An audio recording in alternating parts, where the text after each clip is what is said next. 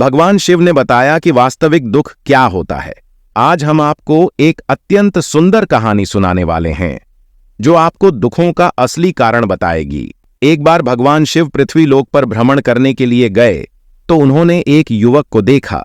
वह युवक जीवन की असफलताओं और दुखों से तंग आकर ईश्वर को दोष दे रहा था। स्वयं के प्रति ऐसे विचार जानकर भगवान शिव ने उसे दुखों के वास्तविक कारणों से अवगत कराया। भगवान शिव एक महात्मा का रूप धारण करके उस युवक को वास्तविक दुख के बारे में एक कहानी के माध्यम से बताते हैं। तो आइए जानते हैं कि जीवन में वास्तविक दुख क्या है। यदि आप इस वीडियो को देख रहे हैं तो पूरा देखिएगा। इस पवित्र माह में इस कहानी को पूरा सुनने से आपके भी दुख भगवान शिव की कृपा से दूर होंगे और पूरा सुनने से मनचाहे फल की प्राप्ति होगी। यदि आपने पूरी कथा सुनी है तो आंख बंद करके पूरी ईमानदारी से कमेंट में ओम नमः शिवाय लिखने का प्रयास करें। जिसने भी सही सही लिखा उसका नाम अगली वीडियो में हम जरूर बताएंगे। दर्शकों, सुख दुख हमारे जीवन में लगातार आते रहते हैं, लेकिन हम सुख में कम सुखी और दुखों में ज्यादा ही दुखी हो जाते हैं और हमें लगता है कि हमारे जीवन से दुखों का अंत क्यों नहीं हो रहा। परंतु यदि आप वास्तविकता में इस प्रश्न का उत्तर विचार करेंगे तो पाएंगे कि हमारे जीवन में केवल एक ही दुख होता है, और वो कौन सा दुख है और उस दुख का निवारण क्या है, इस कहानी में यही बताया गया है। एक समय की बात है। एक गांव में एक व्यक्ति रहता था। उसका नाम हरिहर था। वह बड़ा आलसी और निकम्मा था और अपने जीवन से बहुत निराश था। उसका कारण यह था कि वह अब तक अपने जीवन में सफलता प्राप्त नहीं कर सका था। उसके घर वाले भी इस बात से बहुत परेशान रहते थे। वह चाहते थे कि वह बाहर जाकर कुछ अच्छा काम करें, कोई अच्छी नौकरी करें, परंतु वह अपने परिवार की बातें नहीं सुनता था। उसके घर वाले दूसरों का उदाहरण देकर उसे ताने मारते थे, उसे तरह तरह की बातें कहते थे, लेकिन उसे कोई फर्क नहीं पड़ता था। उसके सभी मित्रों की अच्छी अच्छी नौकरियां, व्यापार आदि स्थापित हो चुके थे। जब हरिहर के मित्र उससे पूछते थे तो वह ये कहता था कि मैं अभी प्रयास कर रहा हूं।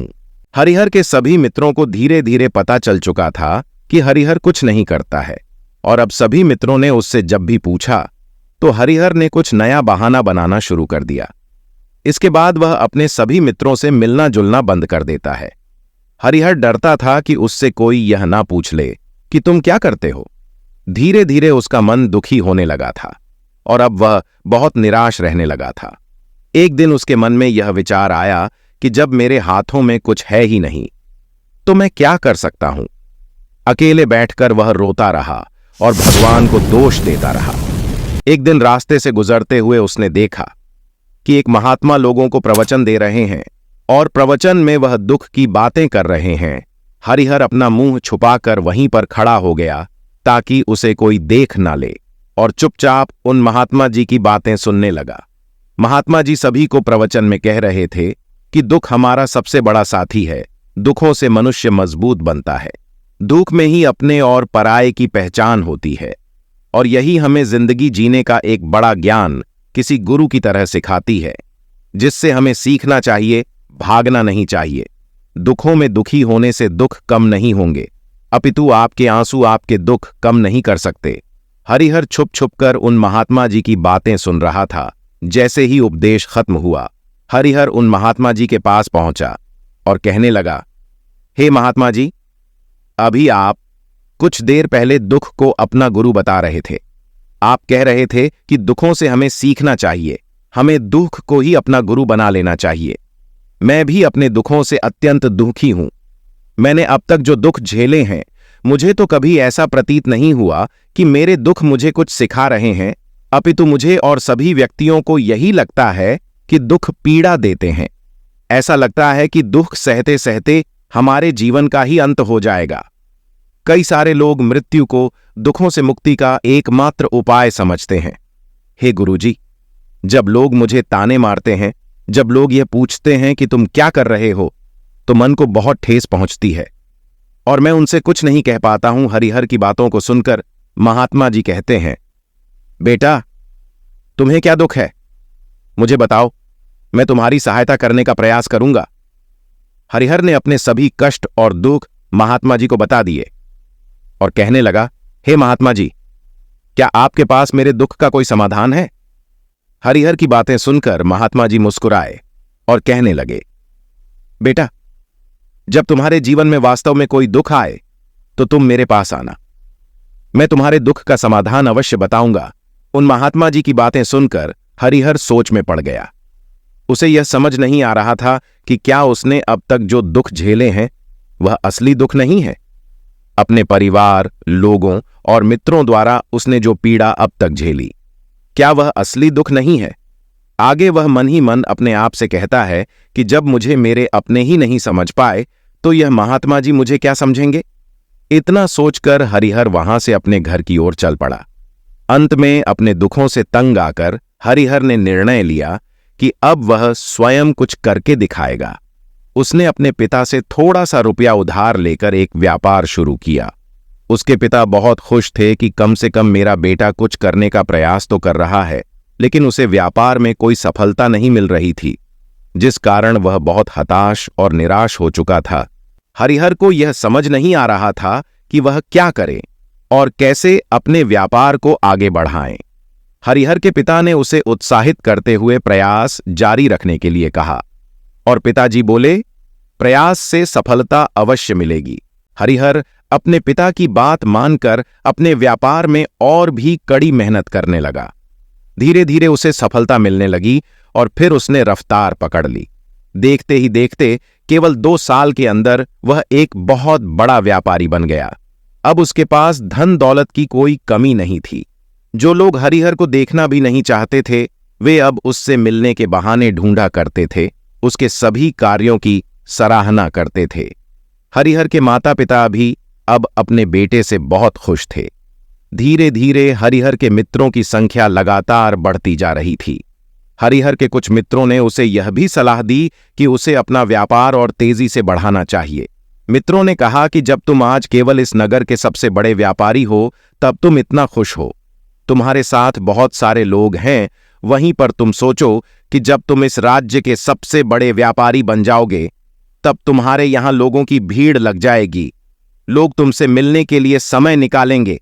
यहां तक कि इस राज्य का राजा भी तुमसे मिलना चाहेगा, तुम्हारी प्रशंसा करेगा और वह भी तुमसे धन उधार लेने के लिए कभी ना कभी अवश्य आएगा।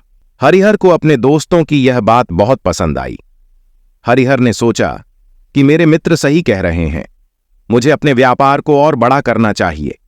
उसने बिना देरी किए अपने व्यापार में और मेहनत करनी शुरू कर दी, लेकिन गलत निर्णयों के कारण उसके ऊपर काफी कर्ज हो गया और अपने कर्जों को चुकाने के लिए उसने अपनी माल की गुणवत्ता में कटौती करनी शुरू कर दी, जिससे उसका माल अब कम बिकना शुरू हो गया। लेकिन फिर भी वह अपने मित्रों की ही बात सुनता रहा। जैसा उसके मित्र कहते थे वह वैसा ही करता जा रहा था। यहां तक कि उसने अपने व्यापार को और भी तीव्रता से बढ़ाने के लिए अपने दूसरे छोटे व्यापारियों के खिलाफ षड्यंत्र भी रचना शुरू कर दिया, जिस कारण उसके मन में अब पहले जैसा वह सुकून नहीं था। उसे अब रातों को नींद नहीं आती थी। अब उसके मन में केवल एक ही विचार रहता था कि किसी भी प्रकार से उसे ही राज्य का सबसे बड़ा व्यापारी बनना है। सबसे बड़े व्यापारी बनने के लिए वह दिन रात केवल इसी मेहनत में लगा रहता था कि उसका व्यापार जल्दी से जल्दी और बड़ा हो जाए। हरिहर के पास नौकर चाकर सभी सुख सुविधाएं थीं, लेकिन उसके बाद भी वह उसके लाभ नहीं उठा पा रहा था, क्योंकि उसका पूरा ध्यान केवल अपने व्यापार को और उन्नति पर ले जाना था। एक दिन हरिहर एक मार्ग से होकर गुजर रहा था। तभी रास्ते में हरिहर को उन महात्मा का आश्रम दिखाई पड़ा।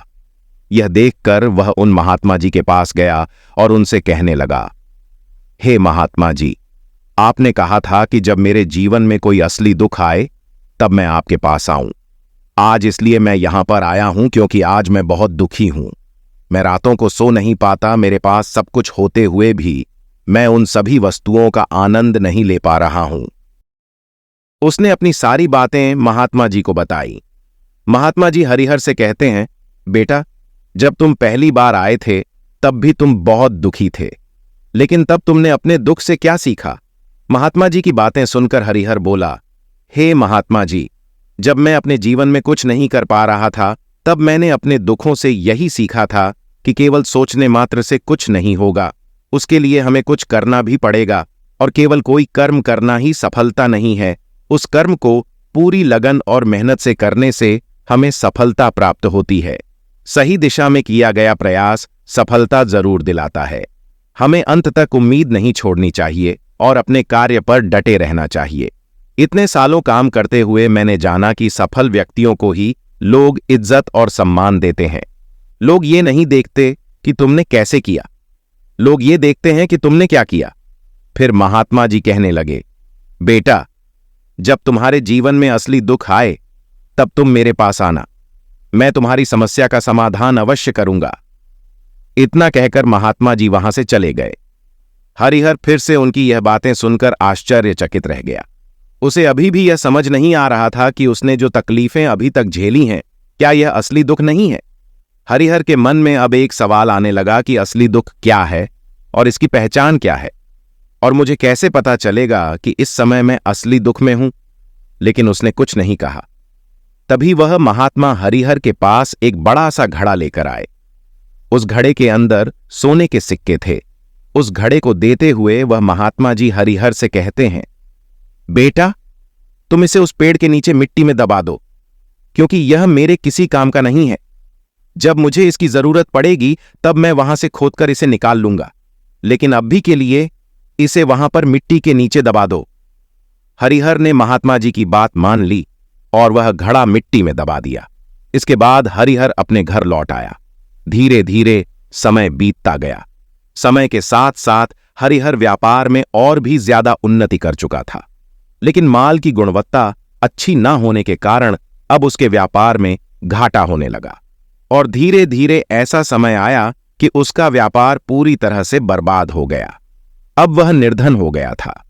हरिहर ने अपने दोस्तों से जो कर्ज लिए थे वह कर्ज भी उसे चुकाने थे, लेकिन हरिहर यह सोचकर निश्चिंत था कि उसने वह कर्ज अपने मित्रों से लिए हैं, जिस कारण वह उन्हें लौटाने में थोड़ी देर अवश्य कर सकता है। वह तो यह सोच रहा था कि उसके मित्र उसका बुरे समय पर साथ देंगे, लेकिन किसी भी मित्र ने उसकी सहायता नहीं की और हरिहर से अपना कर्ज वापस मांगने लगे। कर्ज ना पाने की स्थिति में वे सभी हरिहर को धमकाने लगे और उससे मारपीट करने लगे। तब हरिहर को अनुभव हुआ कि कोई भी अपना नहीं है। उसने अपने मित्रों से उस कर्ज को लौटाने के लिए थोड़ा समय मांगा, लेकिन हरिहर के किसी भी मित्र ने उसे कर्ज को लौटाने के लिए समय नहीं दिया। अपने मित्रों के ऐसे व्यवहार से हरिहर बहुत दुखी हुआ। सभी मित्रों ने मुसीबत में उससे अपना हाथ पीछे खींच लिया था। व्यापार के चलते उसके बहुत सारे मित्र और शुभचिंतक बने थे, पर वह सब उससे दूर जाने लगे थे। हर कोई उससे पीछा छुड़ाना चाहता था, कोई भी उसका साथ नहीं देना चाहता था। धीरे धीरे उसकी सारी संपत्ति नीलाम हो गई। अब हरिहर निर्धन हो गया था। अंत में थक हार कर एक दिन हरिहर ने अपने पिताजी से कहा, पिताजी, मेरी मदद कीजिए, मेरे ऊपर बहुत कर्ज है, मुझे उसे लौटाना है, कृपा करके मुझे थोड़ा सा धन दे दीजिए। इस पर हरिहर के पिता ने हरिहर से कहा, बेटा, मेरे पास यही एक छोटा सा घर है, अगर यह अब भी मैं तुम्हें दे दूं तो मैं और तुम्हारी मां कहां रहेंगे, हमें भी दर दर की ठोकरें खानी पड़ेगी। बेटा, इस बार मैं तुम्हारी कोई सहायता नहीं कर सकता। अपने माता पिता के मुख से यह सुनकर हरिहर चुपचाप वहां से चला आया और मन ही मन वह यह सोचने लगा कि मैं इस दुखों भरी जिंदगी को छोड़कर आत्महत्या कर लेता हूं। भला अब मैं जीकर भी क्या करूंगा। वह कहता है कि अब मेरे पास केवल एक ही रास्ता है जिससे मैं अपने कर्जदारों से अपना पीछा छुड़ा सकता हूं। यह सोचकर वह एक नदी में छलांग लगाने ही वाला था कि तभी उसे याद आया कि उन महात्मा जी ने कहा था कि जब तुम पर असली दुख आए तभी तुम मेरे पास आना, मैं तुम्हारी समस्या का समाधान अवश्य करूंगा। यह सोचकर हरिहर के मन में एक बार फिर उम्मीद की किरण दौड़ पड़ी। हरिहर दौड़ता हुआ उन महात्मा जी के पास पहुंचा और हरिहर ने उन्हें प्रणाम करके अपने ऊपर बीती हुई हर एक बात उन्हें बता दी और कहने लगा, हे महात्मा जी, आपने कहा था कि जब मेरे ऊपर असली दुख आए तब आप उसका समाधान अवश्य करेंगे। तभी वह महात्मा जी हरिहर की इस बात को सुनकर मुस्कुराने लगे और कहते हैं, बेटा, कहाँ है असली दुख, जब तुम्हारे जीवन में असली दुख आएगा तो मैं उसका समाधान अवश्य करूंगा। उन महात्मा जी के मुख से यह सुनकर हरिहर के सब्र का बांध टूट गया और हरिहर ने उन महात्मा जी से कहा कि क्या मैंने आज तक जो भी दुख झेला है, जो भी तकलीफ झेली है, क्या यह दुख नहीं है? क्या इसे दुख नहीं कहते? तब वह महात्मा हरिहर से कहते हैं, बेटा, पहले तुम मुझे यह बताओ कि तुमने अपने दुख से क्या सीखा है।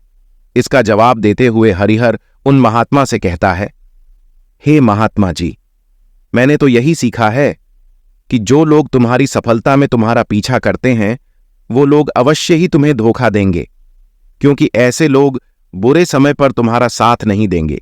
इसीलिए ऐसे लोगों पर भरोसा न करें, बल्कि जो लोग तुम्हारी असफलता के समय पर, तुम्हारे बुरे समय पर तुम्हारे साथ खड़े हैं, वही तुम्हारे असली मित्र हैं और वही तुम्हारे साथ रहते हैं।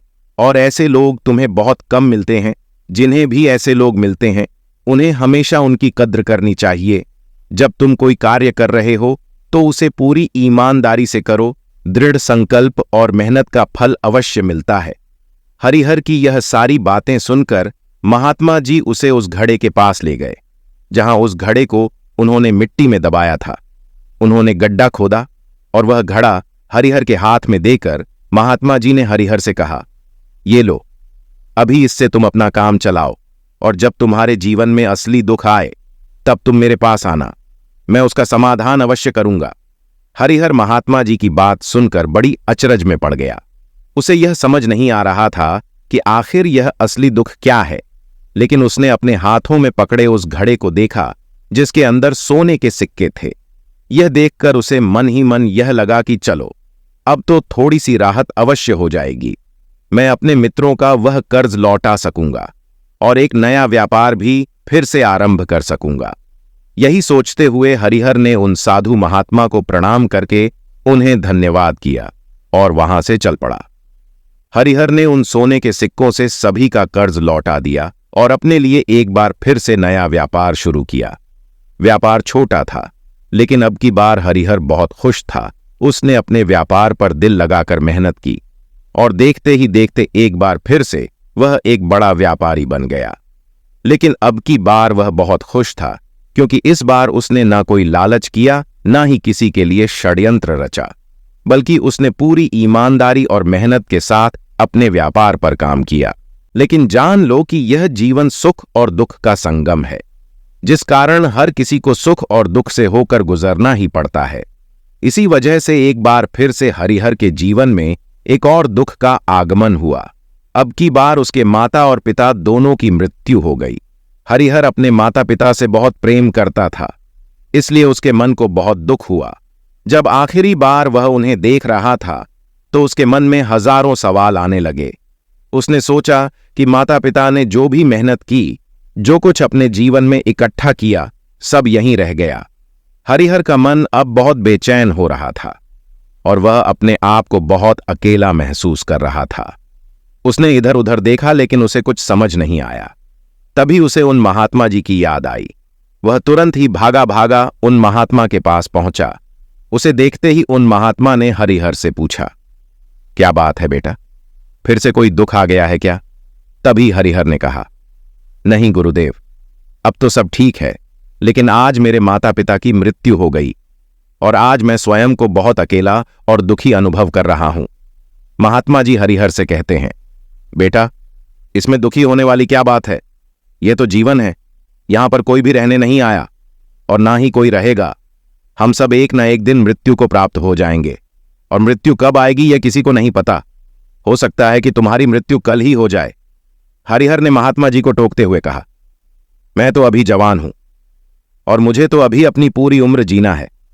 मैं तो कुछ करना चाहता हूं और आप कह रहे हैं कि मैं कभी भी मृत्यु को प्राप्त हो सकता हूं। फिर बाबा ने कहा, मृत्यु कभी किसी की उम्र देखकर नहीं आती और ना ही किसी को बताकर आती है। सारी बातें सुनकर हरिहर और भी ज्यादा बेचैन हो गया और वह चुपचाप वहां से चला आया। उसके मन का वह खालीपन अभी वैसे ही था। महात्मा जी की बातें सुनकर हरिहर का मन अपने व्यापार में भी नहीं लग रहा था। जब भी वह कोई कार्य करने जाता था तो उसके मन में बहुत सारे प्रश्न उठने लगते थे कि वह क्या कर रहा है। क्यों कर रहा है और उसने इस कार्य को क्यों किया। उसके मन में अब एक और प्रश्न आने लगा था कि क्या हम यहां पर केवल इसीलिए आते हैं कि इस जीवन को भोगे और एक दिन मृत्यु को प्राप्त हो जाए? जीवन का असली अर्थ क्या है? उसने ये प्रश्न कई विद्वानों से पूछा, परंतु उसे कहीं भी संतोषजनक उत्तर नहीं मिला। जब उसे कोई जवाब नहीं मिला तो उसका दुख और भी बढ़ गया, जिस कारण उसके मन की बेचैनी और भी बढ़ चुकी थी और उसे यह समझ नहीं आ रहा था कि वह क्या करे, कहां जाए और किससे पूछे। तभी उसे फिर से उन महात्मा जी की याद आई। हरिहर फिर से उन महात्मा जी के पास पहुंचा और उसने अपने मन की सारी बातें उन महात्मा जी को बताई। महात्मा जी हरिहर से कहते हैं, बेटा, आज पहली बार तुम्हारे जीवन में असली दुख उत्पन्न हुआ है। वास्तव में हमें पता ही नहीं कि हम क्या कर रहे हैं, कहां जा रहे हैं, क्यों जा रहे हैं, वह कौन है, क्या है, क्यों है, हम क्या करना चाहते हैं। तब हरिहर उन महात्मा से कहता है, हे महात्मा जी, आप मेरे इस दुख का निवारण कीजिए। महात्मा जी हरिहर से कहते हैं, हम सबके अंदर क्रोध, लालच, लोभ जैसी कई वासनाएं हमारे अंदर दबी होती हैं, जिस कारण हम अपने जीवन को वास्तविक रूप में कभी जी ही नहीं पाते। हम सभी धन के पीछे दौड़ रहे हैं, लेकिन अंत में हमें निधन ही कहा जाता है। सभी अपने अपने दुखों का समाधान निकालने का हर मुमकिन प्रयास करते रहते हैं, लेकिन जिसे हम दुख समझते हैं वह तो दुख है ही नहीं। तो इसका समाधान आपको कहां से मिलेगा? यह तो परिस्थितियां हैं जिसके कारण हम अपने आप को दुखी समझते हैं, अपने आप को तकलीफ में समझते हैं। जैसे ही हम एक परिस्थिति से निकलते हैं, हम किसी दूसरी परिस्थिति में फंस कर रह जाते हैं और हम एक के बाद एक विषम परिस्थितियों का सामना करते हुए जब इन परिस्थितियों से हार मान लेते हैं, तब हमें लगता है कि अब हमारे सामने कोई रास्ता नहीं बचा। तब मनुष्य आत्महत्या करने के विषय में सोचने लगता है और अंत में आत्महत्या कर लेता है। लेकिन यह कोई समाधान नहीं है। इसलिए यदि आप अपनी समस्याओं का समाधान चाहते हैं तो अपने आप को पहचान कर अपनी ऊर्जा को इकट्ठा कीजिए। तब हरिहर उन महात्मा जी से कहता है, हे गुरुदेव, क्या हमें अपनी इच्छाओं को पूरा नहीं करना चाहिए? सफलता प्राप्त करने का प्रयास नहीं करना चाहिए? महात्मा जी हरिहर से कहते हैं, बेटा, हमें सफलता प्राप्त करने का भरपूर प्रयास करना चाहिए, लेकिन असफलता मिलने पर हमें इतना भी दुखी नहीं होना चाहिए। मनुष्य की इच्छाओं का कोई अंत नहीं है, इसलिए अपनी इच्छाओं पर हमेशा नियंत्रण रखना चाहिए, वरना यही इच्छाएं हमें बर्बादी की ओर ले जाती हैं और एक दिन मनुष्य अपनी असफलताओं और अधूरी इच्छाओं के कारण आत्महत्या कर लेता है। लेकिन जब मनुष्य अपने जीवन और मृत्यु को पहचानकर अपनी इच्छाओं को अपने वश में कर लेता है तो उसे कोई दुख नहीं होता। महात्मा जी की यह सभी बातें सुनकर हरिहर ने महात्मा जी से कहा, हे गुरुदेव, आपका बहुत बहुत धन्यवाद। आपने मेरी सबसे बड़ी समस्या का समाधान आज कर दिया है। मैं आज से अपने आप को एकाग्रचित्त करूंगा। मुझे जीवन का सही अर्थ समझ में आ गया है। और हरिहर महात्मा जी को प्रणाम करके घर लौट जाता है। तो कुछ इस प्रकार से उन महात्मा जी ने हरिहर को जीवन का असली दुख बताया। हम आशा करते हैं कि आपको आज की ये वीडियो पसंद आई होगी। यदि हाँ, तो इस वीडियो को एक लाइक और शेयर करें, और यदि आप सनातनी ज्योतिष पर नए हैं तो इसे अभी सब्सक्राइब करें। एक नई वीडियो के साथ फिर मिलते हैं। तब तक के लिए आपका हार्दिक आभार। हर हर महादेव।